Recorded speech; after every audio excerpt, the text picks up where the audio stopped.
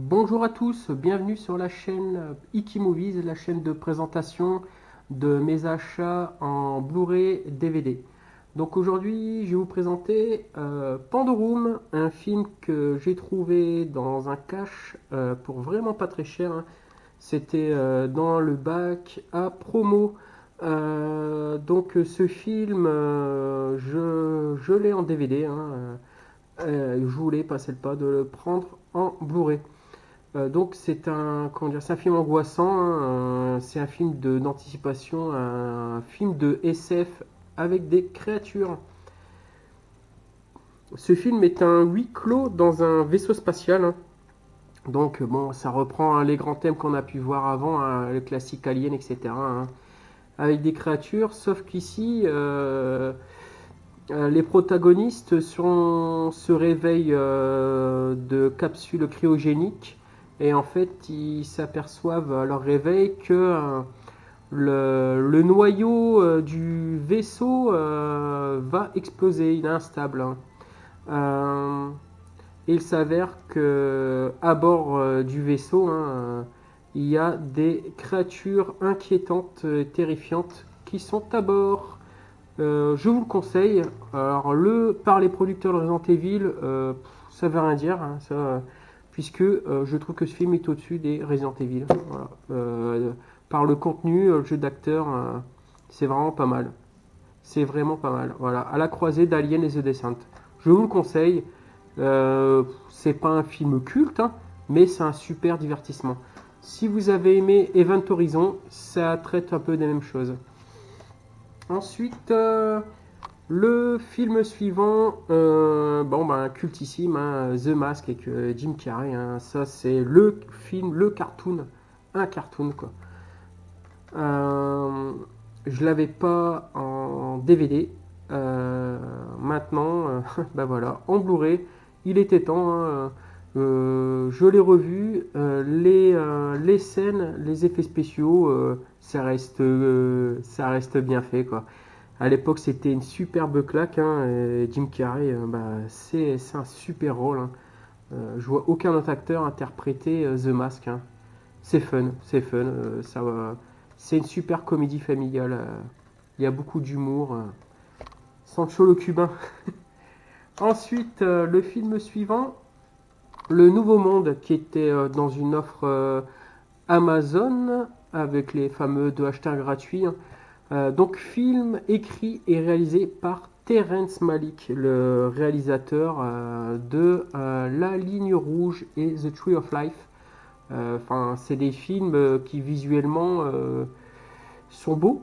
Il y a des messages humanistes, de grands messages dans les films de Terrence Malick, hein. On aime ou on n'aime pas, hein. C'est comme ça.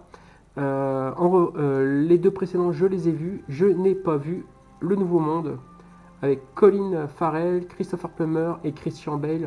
Faut dire que le casting, c'est du lourd, c'est du très lourd. En revanche, ce film-là, je l'ai pas vu au cinéma. Je suis passé complètement à côté. J'ai rien vu à ce sujet.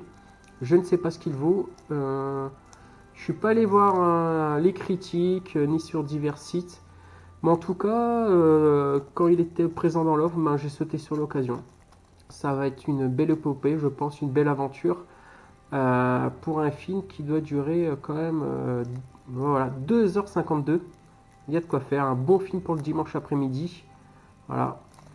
Apparemment, c'est l'histoire de Pocahontas. Donc, je pense que ça a un peu rien à voir avec Disney, hein, mais ça traite un peu du sujet avec l'arrivée des Anglais sur la côte nord-américaine. Si vous avez vu ce film, n'hésitez pas à le dire en commentaire, dire ce que vous en avez pensé. On pourra en discuter ultérieurement en commentaire. Le film suivant, encore avec Christian Bale, hein, que j'ai acheté avec également les offres d'achat gratuits. Euh, le restant des personnages du casting, c'est pas des acteurs connus, hein. C'est un western. Je ne l'ai pas vu. Je ne sais pas ce que ça vaut. J'ai hâte de le voir. J'ai vraiment hâte de le voir, hein. Dans la lignée de John Ford et Clint Eastwood, un très grand film, hein. Donc ça complétera ma collection de western, hein. C'était un genre de film que je n'avais pas beaucoup. J'ai rien contre les westerns, mais j'en avais pas parce que à l'origine, je suis très porté SF et fantastique et thriller. Les westerns, c'était pas une priorité. Et puis depuis quelques temps, ben, je m'y mets. Et en fait, il y a du très bon western contemporain. Donc, si vous l'avez vu, n'hésitez pas à le dire dans les commentaires, hein, surtout pour les films que j'ai pas vus. Le film suivant, hein, bah là, hein, c'est de la pure SF, hein, un repos-men, hein, je vais pas vous le représenter, hein, un film sur le trafic d'organes modernes où les gens, pour allonger leur vie, euh, se font implanter des organes artificiels et quand ils ne peuvent plus payer leur crédit pour ces organes, et ben le repoman, l'un des repomen vient récupérer le dû, vient récupérer les organes et la vie des gens.